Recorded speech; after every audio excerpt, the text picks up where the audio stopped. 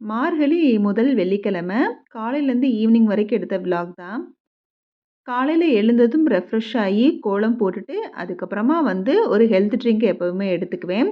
இந்த வாரம் ஃபுல்லாவே மல்லி விதை தான் ட்ரிங்க்கா எடுத்துக்கிட்டேன். எழுந்ததும் மல்லி விதை போட்டு தண்ணீல கொதிக்க வைக்கிறதுக்குள்ள மத்த வேலைகள்லாம் பார்த்துட்டு வந்துட்டோம்னா, நல்லா வந்து பாயில் ஆயிரும். இத நல்லா கொஞ்சம் வார்ம் ஆகுற வரைக்கும் வச்சுட்டு, அதுக்கப்புறமா வந்து உட்காந்து எப்பவுமே வந்து பொறுமையா தான் இந்த மாரி ஹெல்த் ட்ரிங்க் எல்லாம் குடிக்கணும். நம்ம அவசர அவசரமா எடுத்து குடிக்கிறது வந்து உடம்பு வந்து ஏத்துக்காதுன்னு சொல்லுவாங்க. ஸோ அந்த மாரி பொறுமையா ரிலாக்ஸ்டா உட்காந்து குடிச்சுட்டு, ஒரு 10 நிமிஷம் கழிச்சு குளிச்சுட்டு வந்தாச்சு. மார்கழி மாசம்னாலே ஃபர்ஸ்ட்டு வந்து குளிச்சுட்டு, அப்புறம் விளக்கெல்லாம் போட்டுட்டு, அதுக்கப்புறம் தான் வந்து கிச்சனுக்குள்ளேயே வந்து சமையல் வேலையவே வந்து பார்ப்பேன். மார்னிங் டிஃபன் ஆப்பமும், அதுக்கு சுண்டல் பயிறு குருமாவும் தான். நைட்டே வந்து மாவு அரைச்சு வச்சிருந்தது. காலையில நல்லா புளிச்சு வந்துருந்துச்சு. நைட்டே கருப்பு சுண்டல் பயிரும் ஊற போட்டிருந்தேன். காலையில எழுந்ததும் குருமா வச்சு ஆப்பம் ஊத்தி சாப்பிட்டாச்சு. எல்லாரும் சாப்பிட்டதுக்கு அப்புறமா நானும் வந்து ஆப்பம் ஊத்தி சாப்பிட்டேன். நான் கொஞ்சம் டயட் வந்து மெயின்டெயின் பண்றதுனால, ஒரு ஆப்பமும் நெறைய பயரும் வச்சு தான் சாப்பிட்டேன். இதுவே வந்து ஃபில்லிங்கா இருக்கும். இதுக்கப்புறம் வந்து 11 மணி போல நம்ம ஏதாவது எடுத்துக்கிட்டோம்னா, நம்மளுக்கு வந்து பசிக்கவும் செய்யாது. மார்னிங் எழுந்ததுமே எக்சர்சைஸ் பண்ணுறதுக்கு முன்னாடியே வந்து நல்லா தண்ணிய வந்து காய வச்சு மேட்டெல்லாம் ஊற வச்சிருந்தேன்.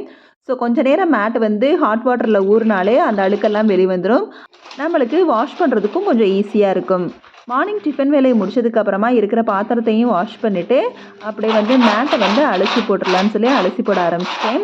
மேட் வந்து எப்பயுமே அலசி போடுறப்ப நம்ம லாஸ்ட்டா வந்து கம்ஃபர்ட்ட ஊத்தி நம்ம அலசுனோம்னா, மேட் நல்லா வாசமா இருக்கும். இதனால நம்மளுக்கு வந்து வீடே வந்து கொஞ்சம் வாசமா இருக்கிற மாரி இருக்கும். அது மட்டும் இல்லாம வீக்லி ஒன்ஸ் நம்ம மேட்ட மாத்திட்டோம்னா, நம்மளுக்கு வாஷ் பண்றதுக்கு கொஞ்சம் ஈஸியாவும் இருக்கும்.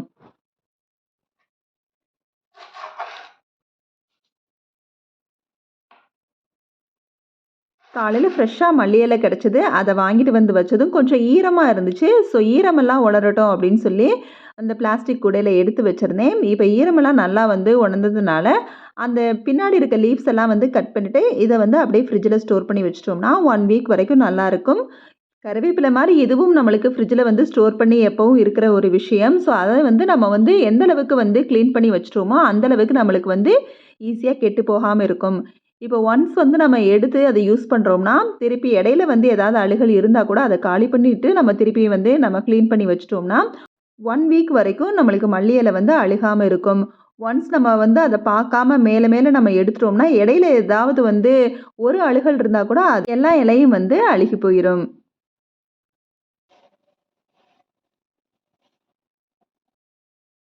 இதே போல புதினா இலையும் வந்து மெயின்டெயின் பண்ணோம்னா, 1 வீக் வரைக்கும் அழுகி போகாம இருக்கும். கவுண்டர் டாப்ல வச்சு ஒரு சின்ன வேலைய பார்த்தா கூட உடனே உடனே வந்து அத வந்து கிளீன் பண்ணி விட்டோம்னா, எப்பவுமே கவுண்டர் டாப் வந்து நீட்டா இருக்கும். கொஞ்சம் வெட் துணியோ அல்லது ஏதாவது ஸ்ப்ரே வச்சோ நம்ம வந்து ஸ்ப்ரே பண்ணி விட்டு தொடச்சு விட்டாலும் கவுண்டர் டாப் எப்பவும் பளிச்சுன்னு இருக்கும். இப்போ வந்து சின்ன வேலையெல்லாம் வந்து பார்த்ததுனால கொஞ்சம் பசி எடுத்துச்சு. அதனால அவல வந்து நாட்டு சர்க்கரை, தேங்காய் பூ போட்டு கிளறி வந்து சாப்பிட்டாச்சு. அப்படியே கையோட லஞ்ச் வேலையும் வந்து ஸ்டார்ட் பண்ணிட்டேன். எப்பவுமே லஞ்ச் செய்யறதுக்கு முன்னாடியே வந்து அரிசி சாதம் வடிக்கிறதுக்காக அரிசி கொஞ்ச நேரம் வந்து ஊற வச்சுருவேன். ஸோ ஒரு 1/2 மணி நேரம் வந்து ஊறி வந்துச்சுன்னா, நம்மளுக்கு வந்து சாதம் வேகிறப்ப கொஞ்சம் ஈஸியா வந்து குக் ஆயிரும்ங்கிறதுக்காக அத வந்து ஊற வச்சுட்டேன். இந்த வெஜிடபிள்ஸ் சாப் பண்ணி முடிக்கிற வரைக்கும் அது வந்து ஊறிட்டுருக்கும். அதுக்கப்புறமா வந்து சாதத்த அடுப்புல வச்சு விட்டுருவேன். இன்னைக்கு மதிய லஞ்சுக்கு தட்டாம்பயிறு குழம்பும், சீனி அவரக்காய் அதாவது கொத்தவரங்கான்னு சொல்லுவாங்க. இந்த கொத்தவரங்கா பொரியலும், தட்டாம்பயிறு குழம்பும் தான். அதோட கொஞ்சம் வெங்காய வடகம் சேர்த்து வறுத்துட்டோம்னா, சிம்பிளான ஈஸியான லஞ்சாவும் ஆயிரும்னு சொல்லி, ஃபர்ஸ்ட்டு வந்து காய வந்து சாப் பண்ண ஆரம்பிச்சுட்டேன். அதுக்கப்புறமா தான் வந்து சமையல் வேலைய வந்து ஸ்டார்ட் பண்ணுவேன். எப்பவும் கொஞ்சம் சாப் பண்றதுக்கு டைம் எடுக்கிற வேலைய வந்து ஃபர்ஸ்ட்டு வந்து சாப் பண்ணி முடிச்சுட்டு, அதுக்கப்புறம் கூட குக் பண்ணிக்கிட்டே வந்து ஈஸியான சாப்பிங் ஒர்க் வந்து ஏதாவது இருந்தா, அத பார்த்துக்கிட்டே வந்து குக் பண்ணி முடிச்சிடலாம்.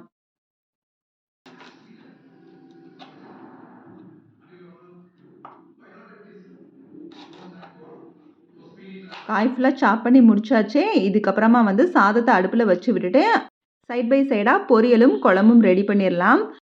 சாதம் வச்சு விட்டதுக்கப்புறம் பொரியலுக்கு வந்து ரெடி பண்ண ஆரம்பிச்சுட்டேன். பொரியலுக்கு வந்து எப்பவும் போல நம்ம வெங்காயம், கருவேப்பில போட்டு நல்லா வதக்கி விட்டுட்டு, பச்சை மிளகாய் வந்து சேர்க்கல. அதுக்கு பதிலா கொஞ்சமா குழம்பு மசால் தூள் தான் சேர்த்துருக்கிறேன். காய போட்டு, குழம்பு மசால் தூள் சேர்த்து கொஞ்சமா காய்க்கு தேவையான அளவு உப்பு போட்டு நல்லா கலந்து விட்டுட்டு காய் வேகிறதுக்கு தகுந்த மாதிரி கொஞ்சமாக தண்ணி ஊற்றி நல்லா வந்து கொதிக்க விட்டுட்டோம்னா, காய் வெந்து வந்ததுக்கு அப்புறமா தான் நம்ம என்ன அரைச்சு சேர்க்கணுமோ அதை அரைச்சு சேர்த்துட்டோம்னா காயோட டேஸ்ட்டு ரொம்பவே நல்லாயிருக்கும். இதே மெத்தடில் நம்ம முருங்கைக்காயும் வச்சு பண்ணலாம். காய் வெந்ததுக்கு அப்புறமா கடைசியா அதோட சேர்க்கிறதுக்கு தேங்காய், ஒரு வெள்ளைப்பூடு, பச்சை மிளகாய் காரத்துக்கு ஏற்கனவே மசால் சேர்த்ததுனால ஒரே ஒரு பச்சை மிளகாய் மட்டும் சேர்த்துக்கிறேன். கொஞ்சமா சோம்பு போட்டு நல்லா வந்து தண்ணி எதுவும் சேர்க்காம கிரைண்ட் பண்ணி வந்துட்டோம்னா, இந்த அளவுக்கு நல்லா கொரகொரப்பா அரைச்சு வந்திருக்கும். இது வந்து காய் வெந்ததுக்கு அப்புறமா கடைசியா சேர்த்து ஒரு 5 நிமிஷம் நல்லா வதக்கி விட்டுட்டு இறக்குனோம்னா, காயோட டேஸ்ட்டு ரொம்பவே நல்லாயிருக்கும். இப்ப காய் இன்னும் வெந்து முடியல. அதுக்குள்ள வந்து தட்டாம்பயிறு குழம்புக்கு ரெடி பண்ணிடலான்னு சொல்லி, நான் எப்பவும் தட்டாம்பயிறு குழம்பு குக்கர்ல வைக்கிறதில்ல. இந்த மாரி தட்டாம்பயிர கொஞ்சமா எண்ணெய் சேர்த்து நல்லா வறுத்துட்டு, வறுபட்டதுக்கு அப்புறமா தான் குழம்பு ரெடி பண்ணுவேன். நான் வைக்கிற இந்த தட்டாம்பயிறு குழம்பு கொஞ்சம் கிரேவி பதத்தில வர்றதுனால புளி கூட சேர்க்க மாட்டேன். வெறும் தக்காளி பழம் மட்டும் தான் புளிப்புக்காக. இப்போ கொத்தவரங்காய் நல்லா மசாலோட வெந்து வந்துருச்சு. இதுக்கப்புறமா நம்ம அரைச்சு வச்ச தேங்காய், வெள்ளைப்பூடு, பச்சை மிளகாய், சோம்ப இதோட வந்து சேர்த்து ஒரு 5 நிமிஷம் நல்லா வதக்கி விட்டுட்டு, அதுக்கப்புறமா இறக்கிரலாம். இப்போ குழம்பு வந்து ரெடி ஆயிருச்சு. இப்போ வந்து சாப்பிட்ற நேரம் தான். வீட்ல இருக்க மத்தவங்களுக்கு வந்து வெள்ள சாதம், எனக்கு மட்டும் கொஞ்சமா வரகரிசி சாதம். இந்த அளவு தான் சாதம் வச்சிருக்கிறேன். எனக்கு மதியத்துக்கு லஞ்சுக்கு கொஞ்சம் வரகரிசி சாதம், அதோட தட்டாம்பயிறு குழம்பு, கொஞ்சம் கொத்தவரங்காய் பொரியலும், வெங்காய வடகம் தான். இதோட லஞ்ச் வேலை முடிஞ்சுச்சு. லஞ்ச் முடிஞ்சதுக்கு அப்புறமா இருக்கிற பாத்திரத்தெல்லாம் வாஷ் பண்ணி வச்சுட்டு, ஈவினிங் போல அரைக்கிறதுக்கு அரிசி வந்து ஊற வைக்க போறேன். நான் இட்லி மாவு அரைச்சா காலையில 10:00க்குள்ள அரைப்பேன். அப்படி இல்லன்னா, ஈவினிங் 6:00 மேல தான் அரைச்சு வைப்பேன். பிகாஸ் எனக்கு 10:00க்கு மேல வந்து அரைக்க ஆரம்பிக்கிறப்ப ஒரு 12 நெருங்கிரும். ஸோ, அதுக்கப்புறம் நான் அரைச்சு வச்சேன்னா, எனக்கு வந்து அது புளிச்சு வரவே வந்து நைட்டு 12 ஆயிரும். அப்ப வந்து நம்மளுக்கு ஃப்ரிட்ஜில எடுத்து வைக்கிறதுக்கு கொஞ்சம் கஷ்டமான வேலையா இருக்கும். அதுக்காகவே வந்து இயர்லியரா முன்னாடியே வந்து அரைச்சு வச்சுருவேன். அப்படி இல்லன்னா, ஈவினிங் ஒரு 6:30க்கு மேல தான் வந்து அரைக்க ஸ்டார்ட் பண்ணுவேன். அப்பதான் காலையில அது வந்து கொஞ்சம் புளிச்சு வர்றப்ப நம்ம ஃப்ரிட்ஜில வைக்கிறதுக்கு கரெக்ட்டா இருக்குங்கிறதுக்காக. நான் இட்லி எப்பயுமே வந்து ரேசன் அரிசி தான் அரைப்பேன். ரேசன் அரிசியோட கொஞ்சமா ரேசன்ல குடுக்குற பச்சரிசியையும் சேர்த்து தான் வந்து இட்லிக்கு வந்து அரைப்பேன். பச்சரிசியும் சேர்த்து அரைக்கிறப்ப, தோசை வார்க்கிறப்ப நல்லா மொறுமொறுன்னு கிரிஸ்பியா வரும். அந்த ப்ரௌனிஷ் அந்த கலரும் நம்மளுக்கு கிடைக்கும். கையோட உளுந்தையும் வந்து ஊற வச்சுருவேன். எப்பவுமே அரிசி, உளுந்தை ஊற வைக்கிறப்ப ஒரு 2, 3 டைம்ஸ் நல்லா வாஷ் பண்ணி வச்சுட்டு, கொஞ்சமா அதோட உப்பையும் சேர்த்து தண்ணி ஊத்தி வச்சுட்டோம்னா, அந்த மிச்சம் இருக்க கசடெல்லாம் வந்துரும். அதுக்காகவே வந்து உப்பு சேர்த்து தான் ஊற வைப்பேன்.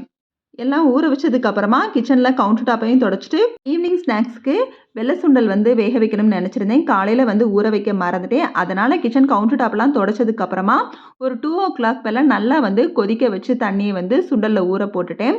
ஸோ, இப்ப ஈவினிங் வந்து 5:00 பார்த்தீங்கன்னா, இந்த அளவுக்கு நல்லாவே ஊறி வந்துருந்துச்சு. பயற எப்பவுமே அட்வான்ஸா ஊற வைக்க மறந்துட்டோம்னா, இந்த மாரி ஹாட் வாட்டர்ல நம்ம வந்து ஒரு 2, 3 ஹவர்ஸ் ஊற வச்சாலே போதும். நல்லாவே நம்மளுக்கு தேவையான அளவுக்கு அது வந்து ஊறி வந்துரும்.